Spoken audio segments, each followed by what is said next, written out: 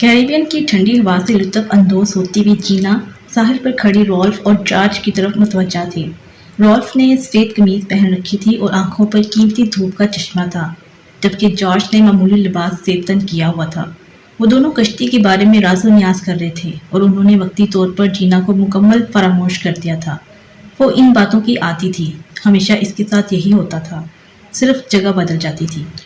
अपना सामान बांध लो, सिर्फ ज़रूरी चीज़ें लेना, हम अभी ये जगह छोड़ रहे हैं। इतना अचानक? वो हैरान होती हुई रालफ से बोली। मैंने कहा है अभी, वो तुर्श लहजे में बोला। अपना पासपोर्ट लेना मत भूलना, अब चलो। इस तरह वो अपने मुख्तसर साजो सामान के साथ होटल से रवाना हो गए। रॉल्फ के पास एक छोटा सा सूटकेस और कपड़े रखने के लिए सह चर्बी थैला था, जबकि जीना के पास तन के कपड़ों और पर्स में रखी ज़ाती अशिया के सिवा कुछ भी न था। गोदी पर इनकी मुलाकात जॉर्ज से हुई। इसके पास एक 30 फुट लंबी कश्ती थी। शाम हो चुकी थी और उफक के पार सूरज नीचे जाता हुआ दिखाई दे रहा था, लेकिन इनकी बातें खत्म होने का नाम नहीं ले रही थी। बिल आखिर रॉल्फ पलटा और उसने जीना को हाथ से इशारा किया तो वो इसके साथ कश्ती पर चली गई। जॉर्ज ने रॉल्फ की मदद से कश्ती को समंदर में उतारा, जबकि वो इनसे कुछ फासले पर हैरान शश्तर खड़ी थी। इसे समंदर से खौफ आता था और वो सिसक होने से डर रही थी। वो घबरा कर पीछे हट गई क्योंकि रॉल्फ पर अपनी कैफियत जाहिर करना नहीं चाहती थी। शुरू में वो रॉल्फ की इसी तरह गर्विदा हो गई थी जैसे माजी में अपनी ज़िंदगी में आने वाले मर्दों से होती थी। वो देखने में बुरा नहीं लगता था और ना ही इसके पास पैसे की कोई कमी थी। वो इन मर्दों में से था जिन्हें हुक्म चलाने और औरतों को ज़ेर करने में खुशी महसूस होती थी। उसे काबू करना बहुत मुश्किल था, लेकिन वो अब तक जितने मर्दों से मिली थी, इनके मुकाबले में कहीं ज़्यादा दौलतमंद और फयाज था। इसने मुंह धोया और अपनी पसंदीदा सीडी सुनने बैठ गई, जिसमें इसकी पसंदीदा गुलकारा के गाने थे। वो कैबिन की दीवार के साथ लगे हुए तख्ते पर बैठ गई और खुद भी गानों के बोल गुनगुनाने लगी। कुछ देर बाद इसने कैबिन में घुटन महसूस की तो म्यूजिक बंद करके गहरी सांस ली और कैबिन से बाहर आ गई। रॉल्फ ने इसकी गैर हाजिरी पर कोई तवज्जो नहीं दी। एक महफूज साहिल के साथ साथ सफ़र करते हुए रॉल्फ ने अचानक ही ऐलान कर दिया कि वो कुछ देर सोना चाहता है। उसने जीना से कहा कि वो स्टीयरिंग संभाल ले। मैं? उसने हद निगाह तक फैले हुए समंदर को देखते हुए कहा, जिसके नीले पानी पर सूरज की शुआओं का सुनहरी अक्स पड़ रहा था। क्या मुझे रास्ते में आने वाली चट्टानों और झाड़ियों का भी ख्याल रखना होगा? नहीं, ये रास्ता बिल्कुल साफ है, बस तुम नाक की सीट में चलती रहो। ये कहकर वो गायब हो गया। जीना ने कोशिश की कि वो स्टीयरिंग को ज्यादा मजबूती से ना पकड़े, कहीं इसके जोड़ न दुखने लगे। वो किसी हद तक पुरसुकून थी और समंदर की लहरों के साथ चलने में इसे मजा आ रहा था। उसने एक दफ़ा बहीरा रोम में एक फ्रांसीसी सरमायादार के बेटे के साथ सफ़र किया था, जो दूसरी बंदरगाह पर ही एक नौजवान लड़की की खातिर इसे छोड़कर चला गया था।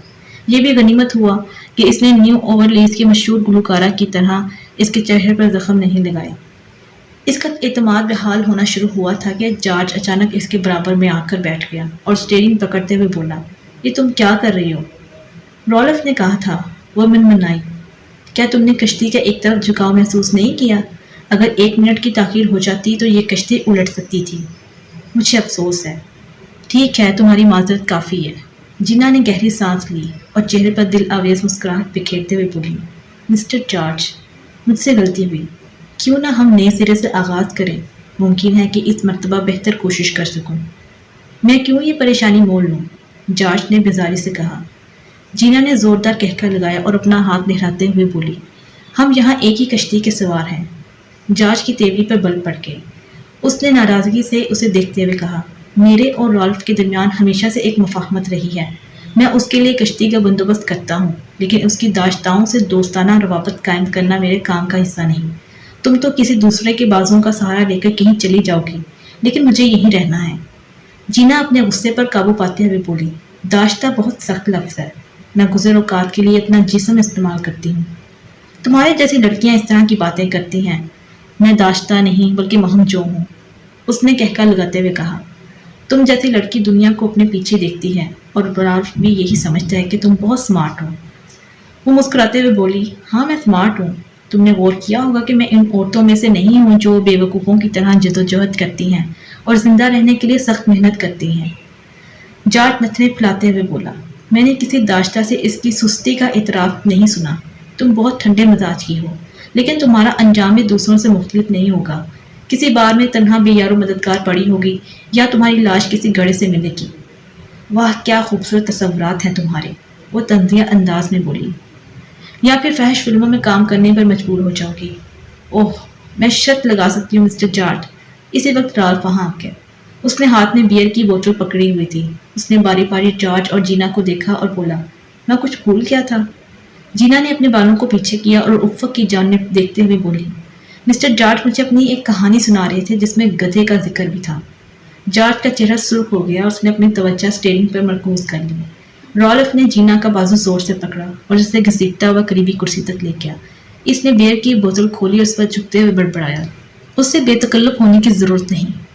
جانتی ہوں میرے جانے کے بعد بھی یہاں رہ کر اپنی کشتی کو چمکاتا رہے گا۔ میں تو صرف اس سے دوستی کرنے کی کوشش کر رہی تھی۔ اگر تم سمجھتی ہو کہ اسے لبھا سکو گی تو تم اپنا وقت ضائع کر رہی ہو۔ اسے صرف کشتیاں اچھی لگتی ہیں اور وہ اس کشتی سے بھی بہت محبت کرتا ہے۔ جینا نے جارج کی طرف دیکھا جو کسی محبوب کی طرح کشتی کا اسٹیئرنگ پکڑے ہوئے تھا، اور اچانک ہی وہ اسے بہت سخت جان لگنے لگا، لیکن وہ اس کی پہنچ سے دور نہیں تھا۔ سمندر میں گزارے ہوئے دن اسے بہت جلد بے کیف اور ایک جیسے لگنے لگے، لیکن رالف کی قربت اسے یکسانیت سے نجات دلا دیتی تھی۔ گو کہ اس کے انداز سے اسے کراہیت محسوس ہوتی تھی، لیکن وہ اس کا اظہار نہیں کر سکتی تھی۔ لگتا تھا کہ وہ اس کشتی میں قید ہو کر رہ گئی ہے۔ جب اس نے رالف سے کہا کہ وہ کسی بندرگاہ پر چلے جہاں سے وہ اپنے لیے چند رسالے، نیا لباس یا کم از کم نئی بکنی خرید سکے، تو اس کا چہرہ سیاہ ہو گیا اور لہجے میں شدت آ گئی جس سے اس کی ناراضگی کا اظہار ہوتا تھا۔ میں تمہیں پہلے ہی خاموش رہنے کے لیے کہہ چکا ہوں، اس نے ایک قیمتی بیئر کی بوتل کھولتے ہوئے کہا۔ جب میں کہوں گا تو ہم ساحل پر چلے جائیں گے۔ تمہیں جس چیز کی ضرورت ہوگی مجھے بتا دینا، میں لا دوں گا۔ وہ خاموشی سے بیئر پیتا رہا اور جینا نے دوبارہ اپنی آنکھوں پر دھوپ کا چشمہ چڑھا لیا۔ وہ دونوں پوری دوپہر کوئی بات کیے بغیر سمندر کو دیکھتے رہے۔ جارج بالکل الگ تھلگ ہو گیا تھا، لیکن اس کشتی پر کوئی پرائیویسی نہیں تھی، اس لیے یہ ممکن نہیں تھا کہ وہ ایک دوسرے کو زیادہ دیر تک نظر انداز کر سکتے۔ کبھی کبھی جینا کو اس کی نگاہیں اپنے جسم میں پیوست ہوتی محسوس ہوتی جب وہ عرصے پر چت لیٹی سن بات لے رہی ہوتی، اور جب وہ اسے نظریں ملانے کے لیے اپنا سر موڑتی تو وہ جلدی سے دوسری جانب دیکھنے لگتا۔ اس کا خیال تھا کہ وہ اس کی اور رالف کی کیبن میں ہونے والی گفتگو سنتا ہے۔ اس روز وہ بہت حیران ہوئی جب جارج نے اسے تنہا پا کر گیلری میں پکڑ لیا۔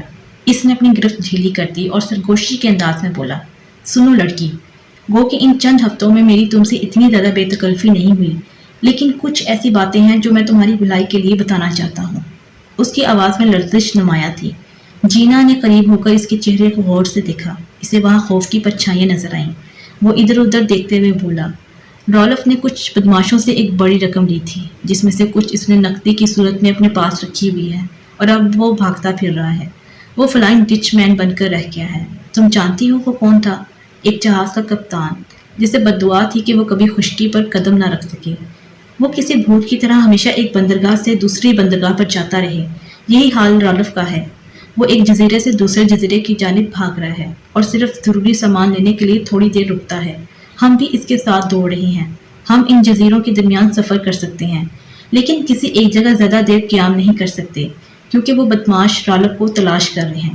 یقین جانو وہ بہت ہی خطرناک لوگ ہیں۔ اگر رالف ان کے ہاتھ آ گیا تو وہ اس کے ٹکڑے کر کے سمندر میں پھینک دیں گے تاکہ وہ مچھلیوں کی خوراک بن جائے۔ یہی سلوک وہ اس کے ساتھیوں کے ساتھ بھی کریں گے۔ جینا اپنی کلائی مسلتے ہوئے بولی، اس معاملے سے میرا کوئی تعلق نہیں۔ میرے پاس ایسا کوئی پیسہ نہیں اور نہ ہی ان برے لوگوں کے ساتھ میرا کوئی تعلق ہے۔ اس سے کوئی فرق نہیں پڑتا۔ وہ اپنے طور پر فرض کر لیتے ہیں اور اس کے مطابق کارروائی کرتے ہیں۔ پھر مجھے کیا کرنا چاہیے؟ وہ اس کے کندھوں کے عقب میں دیکھتے ہوئے بولی۔ گو کہ وہ جگہ بہت چھوٹی تھی، لیکن اگر رالف نیچے آ جاتا تو وہ فوراً ہی دیکھ لیے جاتے۔ ہمارے پاس سامان ختم ہو رہا ہے۔ آج رات کسی پورٹ پر لنگر انداز ہونے کا پروگرام ہے۔ کل صبح سورج نکلتے ہی دوبارہ سفر شروع کر دیں گے۔ اس وقت تک میں یہاں نہیں ہوں گا۔ اگر تم تھوڑی سی ہوشیاری دکھاؤ تو ساحل پر پہنچ کر کوئی ٹیکسی پکڑ سکتی ہو جو تمہیں جزیرے کے دوسری جانب لے جائے، یا پھر جہازوں کے اڈے تک پہنچا دے۔ وہاں سے ہر روز صبح کے وقت اور دوپہر سے پہلے ایک چھوٹا سا ہوائی جہاز پرواز کرتا ہے۔ تم پائلٹ کو وہ قیمت دے سکتی ہو جو تم جیسی لڑکی اس جیسے مرد کو دے سکتی ہے۔ تم کل اس وقت یہاں سے سینکڑوں میل دور جا سکو گی۔ تم مجھے وارننگ کیوں دے رہے ہو مسٹر جارج؟ جیسا کہ تم نے کہا کہ ہم سب ایک ہی کشتی کے سوار ہیں، اس کے باوجود تم اس سلوک کی مستحق نہیں جو وہ تمہارے ساتھ کریں گے۔ اگر انہوں نے تمہیں رالف کے ساتھ پکڑ لیا، اسے تم میرے ضمیر کی آواز سے کہہ سکتی ہو۔ میرا خیال ہے کہ تم نے اپنا فرض پورا کر دیا مسٹر جارج، اس نے کہنا چاہا، لیکن وہ پہلے ہی وہاں سے جا چکا تھا۔ وہ بھی اپنے کیبن میں چلی گئی اور تنہائی میں اس نے اپنی گزشتہ زندگی کے بارے میں سوچنا شروع کر دیا۔ اس کی ماں زندہ تھی جسے اس نے کئی برسوں سے نہیں دیکھا اور نہ ہی اس کے بارے میں کچھ سنا تھا۔ وہ 14 سال کی تھی جب اس کا باپ مر گیا۔ اس وقت ان کے پاس بمشکل $1000 اور کچھ زیورات تھے، لیکن زندگی روز بروز مشکل ہوتی جا رہی تھی۔ 16 سال کی عمر میں وہ گھر سے نکل کھڑی ہوئی تھی۔ اس نے ایک بینڈ کے ساتھ رہنا شروع کر دیا۔ وہ ایک شہر سے دوسرے شہر سفر کرتے۔ پھر اس کی ملاقات نیو اورلینز کے گلوکار سے ہوئی جو اس سے بیماری کا تحفہ دے کر غائب ہو گیا۔ ہسپتال سے فارغ ہونے کے بعد اس نے ساحلی علاقوں کا رخ کیا اور کاروباری لوگوں سے راہ و رسم بڑھانے لگی۔ اب وہ یہ زندگی ترک کرنے اور کسی امیر شخص سے شادی کرنے کے لیے تیار تھی تاکہ ایک ہی مرتبہ ساری آسائشیں اس کی دسترس میں آ جائیں۔ رالف اسے اس مقصد کے لیے مناسب لگا۔ اس کے پاس بہت پیسہ تھا اور وہ اس سے اچھا برتاؤ کرتا تھا۔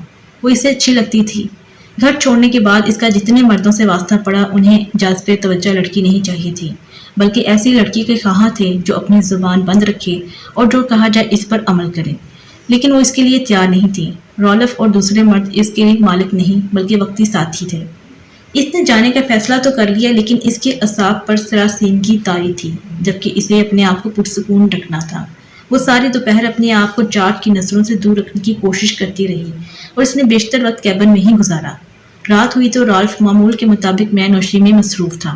جینا نے اس کا ہاتھ پکڑا اور بستر پر لیے۔ کچھ دیر بعد ہی رالف گہری نیند سو گیا، لیکن وہ جاگتی رہی۔ جارج نے کہا تھا کہ رات میں کسی وقت کشتی مناسب مقام پر لنگر انداز ہوگی۔ وہ اسی وقت کا انتظار کر رہی تھی۔ جب اسے اندازہ ہو گیا کہ ایک جگہ پہ کشتی رک چکی ہے تو وہ بستر سے اٹھی، جلدی جلدی اپنی چیزیں سمیٹی، جس میں اس کے کپڑے، پاسپورٹ اور تقریباً $100 شامل تھے۔ اس نے ان چیزوں کا بنڈل بنا کر ایک پلاسٹک بیگ میں رکھا۔ اس کے جسم پر صرف تیراکی کا لباس تھا۔ پھر اس کی نظر رالف کے تھیلے پر گئی جس میں سے اکثر وہ اپنے اخراجات کے لیے رقم نکالتا تھا۔ اس نے کھول کر دیکھا تو وہ نوٹوں سے بھرا ہوا تھا اور سب 20، 50 اور $100 کے پیکٹس تھے۔ وہ کچھ ہچکچائی۔ احتیاط پسندی کا تقاضا تھا کہ وہ دل کے کہنے پر عمل نہ کرے۔ اگر اس کی چوری پکڑی گئی تو رالف اسے قتل کر دے گا، لیکن اتنے ڈھیر سارے نوٹ دیکھ کر اس کے منہ میں پانی بھر آیا تھا۔ اس نے سوچا کہ وہ ہر مالیت کا ایک ایک بنڈل نکالے تو رالف کو پتہ بھی نہیں چلے گا۔ اس نے ہمت کر کے 3 بنڈل نکالے، انہیں پلاسٹک بیگ میں ڈال کر اوپر سے مضبوط گرہ لگائی اور اس بیگ کو رالف کی پیٹی کی مدد سے اپنی پشت پر باندھ لیا۔ وہ عرشے پر آئی تو جارج اسے کہیں نظر نہیں آیا۔ یوں لگ رہا تھا کہ جیسے وہ پہلے ہی چھوٹی کشتی میں بیٹھ کر نکل گیا ہو۔ اس نے 4 میل کے فاصلے پر ساحل کا معائنہ کیا۔ اسے بندرگاہ پر واقع شہر کی روشنیاں جگمگاتی ہوئی نظر آئیں۔ اس نے ساحل کی سمت ناک کی سیٹ میں تیر کر جانے کا فیصلہ کیا۔ اس کا خیال تھا کہ وہ جگہ شہر کی حدود سے 1 میل کے فاصلے پر ہوگی اور وہ پیدل چل کر بھی شہر میں داخل ہو سکتی ہے، جہاں سے وہ ٹیکسی کے ذریعے جہازوں کے اڈے تک چلی جائے گی۔ اس طرح دوپہر سے پہلے وہ شہر چھوڑ سکتی ہے۔ جیسے ہی جہاز روانہ ہوا، جینا کی ساری پریشانی ختم ہو جائے گی۔ وہ اپنی جان بچا کر چلی آئی تھی اور اسے کچھ منافع بھی ہو گیا تھا۔ اگر وہ رالف کے ساتھ مزید رہتی تو وہ بدماش اس سے بھی جان سے مار دیتے۔ وہ ایک اچھی تیراک تھی، لیکن اس نے کبھی رات کے وقت کھلے سمندر میں اتنا فاصلہ طے نہیں کیا تھا۔ اس نے بڑبڑاتے ہوئے کہا، مارو یا مر جاؤ، اور سمندر میں چھلانگ لگاتے۔ وہ آہستہ آہستہ تیر رہی تھی تاکہ اپنی طاقت کو مجتمع رکھ سکے۔ اس نے کوشش کی کہ رالف کے بارے میں نہ سوچے جو اس وقت کشتی پر پڑا بے سود سو رہا تھا، اور نہ ہی وہ ان سمندری جانوروں کے بارے میں سوچنا چاہ رہی تھی جو اپنے بڑے بڑے دانتوں سمیت کسی بھی وقت اس پر حملہ ور ہو سکتے تھے۔ بالآخر اس کے قدموں نے ریت کو چھو لیا۔ اس نے ایک قریبی چٹان کا سہارا لیا اور اس سے ٹیک لگا کر بیٹھ گئی۔ جب اس کی سانس بحال ہوئی تو وہ ساحل کی طرف چل پڑی۔ درختوں کے جھنڈ کی آڑ میں اس نے لباس تبدیل کیا اور رالف کی پیٹی کی مدد سے ریت میں ایک گڑھا کھود کر گیلا تیراکی کا لباس اس میں دبا دیا۔ شہر کی طرف جانے والی سڑک پر وہ چل پڑی۔